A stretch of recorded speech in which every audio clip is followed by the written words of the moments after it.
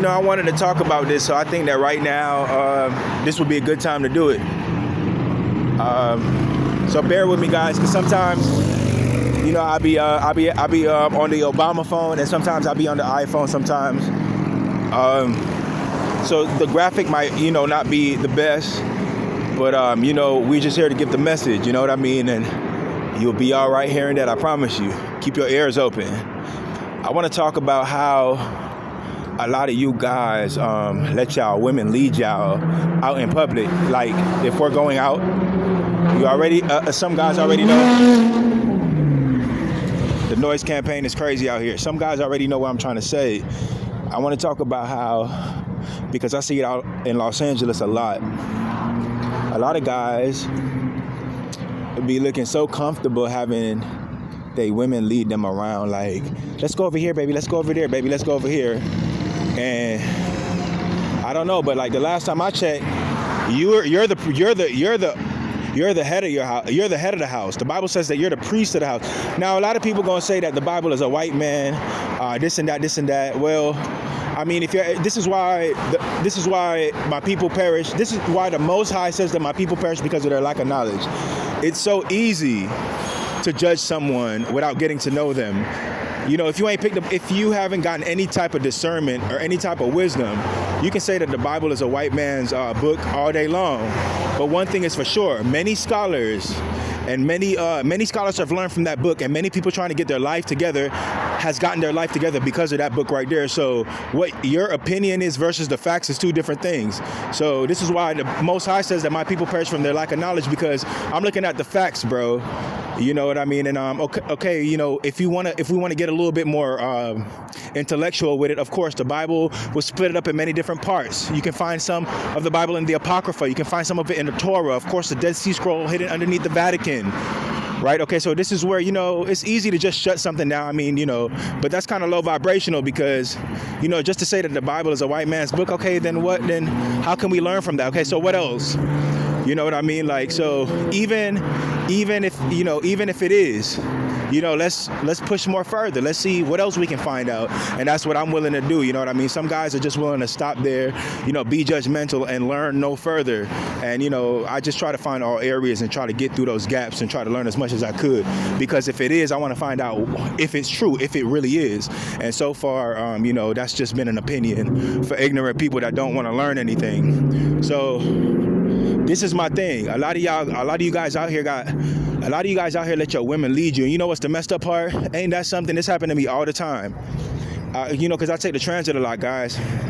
You know what I mean? I'm still trying to get a lot of things situated. I'm gonna let y'all know about because I think this prison testimony is gonna help a lot of people out.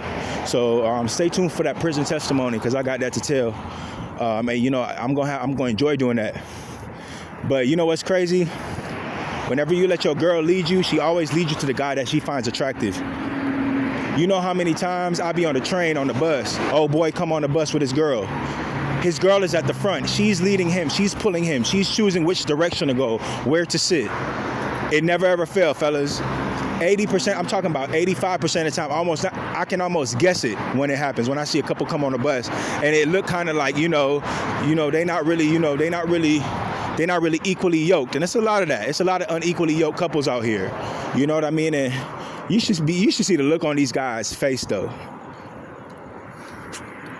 You should see the look on these guys' face when their girl come and sit right next to me. You know what's funny?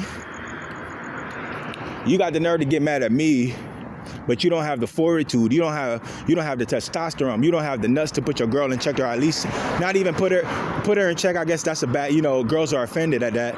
Look, man, like I said, you don't even have the fortitude to at least tell your girl, baby, let's get up and go over here. Or at least to lead her and be like, we're not going to sit over there. We're going to sit over here. Whatever happened to those days? Never, ever, ever in my life have I seen my grandmother and my grandfather walking together, and my grandma is dictating everything. Let's go over here. Let's go over there. Let's go over there. I get it as a certain, my grandfather's a real chill guy. I get it at a certain point, men, we kind of just chill out, and let the women run the show, because we're logical beings. We're kind of like the lions. We like to chill. But you got to remember that you're the priest of the home. And you got to remember that a man's weakness is his pride, which is why Samson fell, which is why a lot of women know that all they can do, all they got to do is be chameleons when it comes to us. What does that basically mean? That basically means just fit into your ego, cater to your pride. That's what that means. So what's her weakness? Her weakness is what? Jealousy, and what galvanizes her? Jealousy and boredom. Right? So she with you today, and the next minute she been with you for a cool minute, and now she bored. She ready to go to the club again. That's something that she's gonna have to fight. That's something that's inside of her. That's a curse. Just like your curse is pride. When you get a certain position, you start feeling yourself. I mean, like, I don't even care if it's at McDonald's. I don't even care if it's a supervisor position at Burger King. You know what I mean? You just got your chest poke out, your head out. That humbleness kind of goes away. You feel me? So she gonna get bored fast. That's her curse. That's what she has to fight. She gonna get jealous. That's her curse. That's what the Most High. That's her test on this planet. Okay, but you see, so you're gonna have to see, women need to be tamed. They need leaders. You know what I mean? They need somebody to follow. You know what I mean? They need somebody with some fortitude. But what I'm seeing out here is a whole lot of, I guess, quote unquote beta males. But you know what's a trip? All this can change, fellas. Like, if you're one of those guys that like to make your girl lead you places, and I don't know if you've encountered this, but it happens all the time. Whenever I see these guys out here in Los Angeles, got their girlfriend leading them, she always leads you to the guy that she finds attractive. You over there looking stupid, getting mad at the guy instead of looking at your girl like, what are we doing here? But not even that, instead of leading in the first place. You see, and that just shows a lack of respect on her part for you, because that's south. That's south what you're doing. So she feel like she can do that because she read that in you, that you don't have the fortitude. You don't have the fortitude to let her know what's up. Put her in check. Let her know, now we know we're gonna do that. We're gonna go over here. You see, women need somebody that they can learn from. Women need somebody they can follow. You know what I mean? Women are looking for somebody 10 toes down, like Christ. The women are looking for a father figure. You know what I mean? We're all looking for Christ. We're all looking for that perfect person. That's why you guys have celebrities. You idolize them, even though they let us down time after time, and they're sacrificing, a lot of their fans' souls. You know what I mean? So that's the mental illness. Humanity is looking for a savior.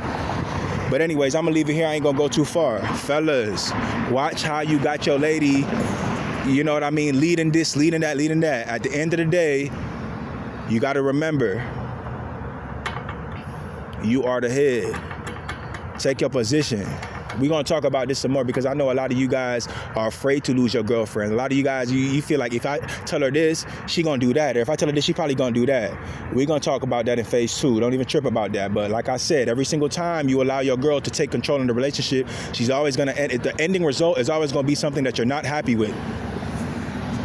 All right? Take control. The right way, the righteous way.